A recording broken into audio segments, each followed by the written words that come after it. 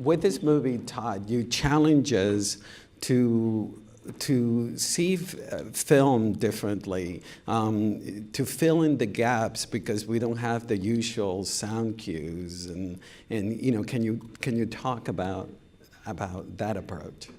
The sound design in Yes. general. Yeah, no, this was an opportunity, a creative opportunity, and a challenge, and an inspiration as a concept in so many different ways. And sound was absolutely one of them right up front with this film. And what was very cool, the project came to me and I didn't know Brian Selznick's original book. When I first got wind of this project, what came to me was his adaptation, his script. Mm-hmm. And already on the page, he was paying really acute attention to, well, every aspect of cinema. How to really change it into something that was utterly elementally cinematic. And that got my creative juices flowing. But part of that was his attention to sound. And so he, in the script at least, his concept was to have the black and white 1920s story just scored with music and no dialogue.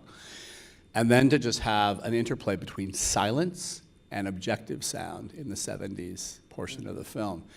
And he kind of strictly kept to that delineation in the script, which just made you think about all of the avenues of sound and how information is conducted by sound by sort of segregating the roles that they play in a movie that way.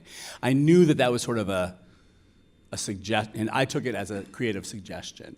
I knew that ultimately the film would have to kind of find an organic structure where the two parts of the story, at times they're about contrasting each other, and at times they're about losing the differences between each other and sort of scrambling time and losing a sense of time and having the film really function as a single organism.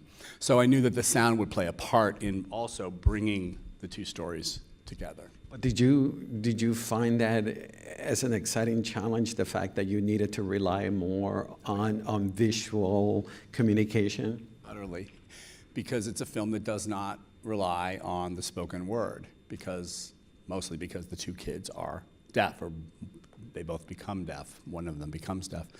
And I think most of my films are films that I feel like if I'm relying too much on dialogue for information, it's not using the full power of what film can do.